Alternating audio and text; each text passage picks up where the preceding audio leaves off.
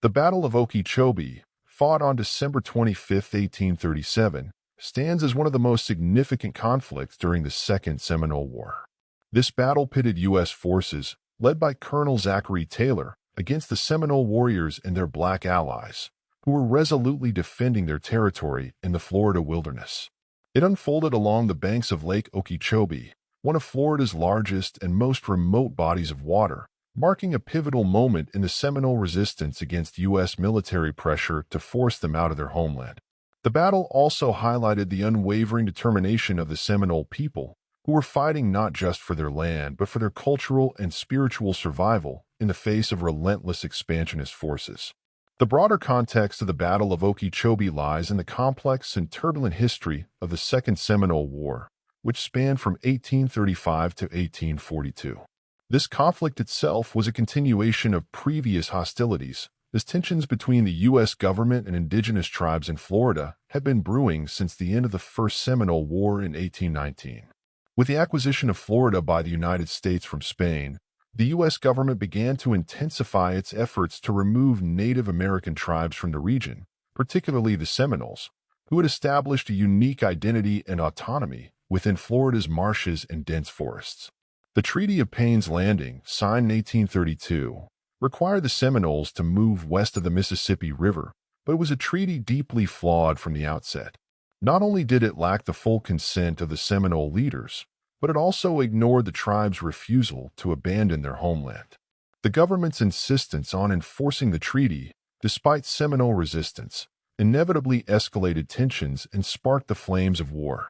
By the time Colonel Zachary Taylor, a future U.S. president, was tasked with engaging the Seminoles in late 1837, the conflict had already become a grueling and costly endeavor for the United States. The swamps and dense forests of Florida provided a strategic advantage to the Seminoles, who were well-versed in the region's challenging terrain. The U.S. military's lack of experience in such an environment led to significant logistical and operational difficulties, with diseases and supply shortages compounding their challenges. For the Seminoles, the stakes were nothing short of existential.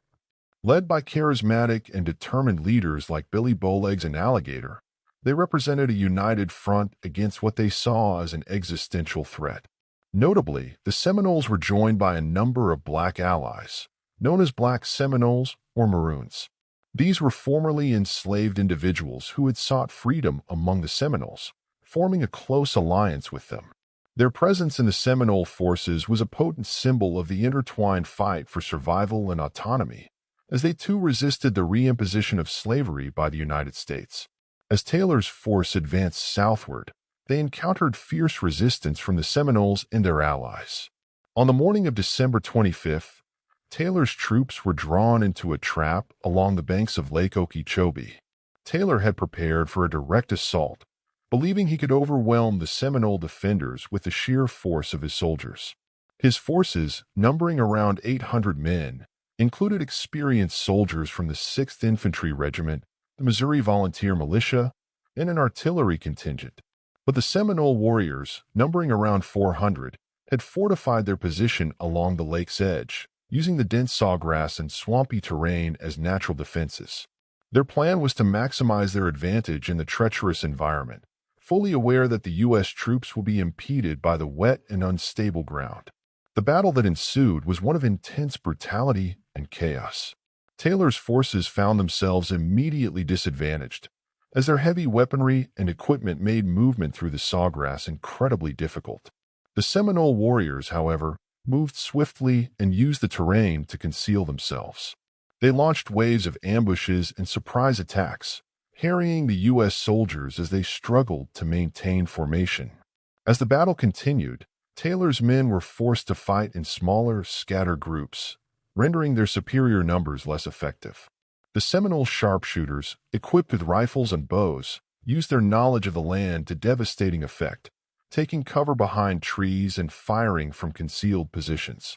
The Missouri Volunteers, less accustomed to the harsh conditions and the sporadic intensity of the Seminole tactics, suffered significant casualties. The swamps, once seen by Taylor as merely an obstacle, became an unyielding enemy that turned his attack plan into a nightmare.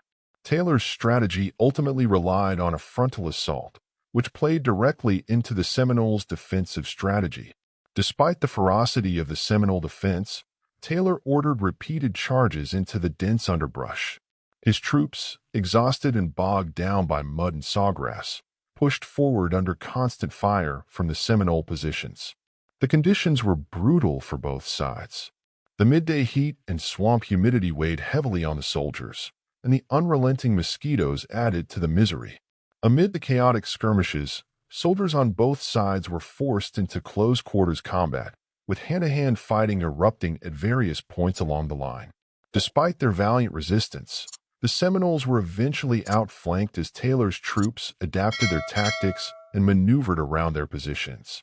In the end, the Seminole forces, outnumbered and with limited supplies, were forced to withdraw from the battlefield. Taylor's army had sustained considerable casualties, with at least 26 dead and over 100 wounded, a significant toll for the U.S. military. However, Taylor declared the battle a victory, citing the retreat of the Seminoles as a sign of success. For the Seminoles, the battle had proven their tenacity and resolve, but the cost was high. Many of their warriors were wounded or killed, and the loss of their defensive positions along the lake shore marked a critical setback in their struggle against the U.S. forces. Yet, the Seminole warriors and their black allies had inflicted severe damage on Taylor's forces, demonstrating their ability to resist despite the overwhelming odds. The legacy of the Battle of Okeechobee is complex. On one hand, it marked a tactical victory for the United States, who could claim to have successfully driven the Seminoles from their position. On the other hand, the fierce resistance displayed by the Seminoles underscored the profound determination of indigenous communities to defend their land and way of life. The high casualties sustained by Taylor's forces were a stark reminder of the Seminoles' resilience and the daunting challenges posed by the Florida wilderness. Furthermore, the battle had a significant impact on Taylor's career, earning him national recognition and advancing his status within the military. This recognition would later contribute to his political career, ultimately leading to his election as President of the United States in 1848. Despite the U.S. government's portrayal of the battle as a step toward victory, the Second Seminole War would drag on for several more years. The battle did not break the Seminole resistance. Rather, it galvanized them. The Seminole people continued their fight with a renewed commitment, evading U.S. forces by retreating further into the uncharted depths of the Everglades. The swampy heart of Florida became their sanctuary, a place where the U.S. military struggled to maintain a foothold. The war became increasingly unpopular and costly for the U.S. government, both in terms of finances and human lives. For the Seminoles and their allies, the battle symbolized the fierce defense of their freedom and homeland, becoming a testament to their resilience and determination to live autonomously, free from U.S. control and influence.